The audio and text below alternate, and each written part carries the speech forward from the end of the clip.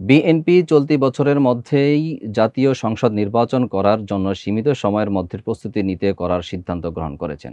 তাদের দাবি, বর্তমান অন্তর্বর্তী সরকারের নির্বাচনের সময় বিলম্বিত করার চেষ্টা করছে, যা রাজনৈতিক অস্থিরতা তৈরির কারণ হতে পারে।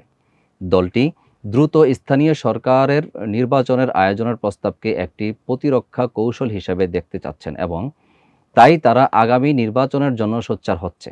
দলীয় সূত্রে জানা গেছে, বিএনপি বক্তৃতা, সংবাদ সম্মেলন এবং সভা সেমিনারের মাধ্যমে তাদের দাবি তুলে ধরবে। তারা মনে করে, স্থানীয় সরকার নির্বাচনের পরিকল্পনাটি জাতীয় নির্বাচনের সমপ্রেক্ষণ ছাড়া কিছুই নয়। বিএনপি নেতারা স্বাধীন নির্বাচন একমাত্র একটি নির্বাচিত সরকারের অধীনে সম্ভব বলে অভিমত প্রকাশ করেছেন। ডেস্ক নিউজে বিস্তারিত জানাচ্ছেন সিদি জান্নাত। সম্প্রতি সরকার কর্তৃক কিছু পণ্যে ভ্যাট এবং সম্পূরক শুল্ক বৃদ্ধি নিয়ে বিএনপির নেতারা ক্ষোভ প্রকাশ করেছেন এবং দাবি করেছেন যে নির্বাচিত সরকার জনগণের সমস্যা আর একটুও বাড়ানোর চেষ্টা করবে না।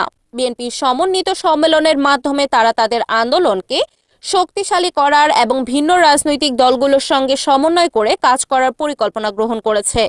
তারা এই কর্মসূচির মাধ্যমে অন্তর্বর্তী সরকারের উপর চাপ সৃষ্টি করতে চাচ্ছে। এছাড়া বিএনপি চেয়ারপারসন খালেদা জিয়ার শারীরিক অবস্থার উন্নতি প্রসঙ্গেও আলোচনা করা হয়েছে।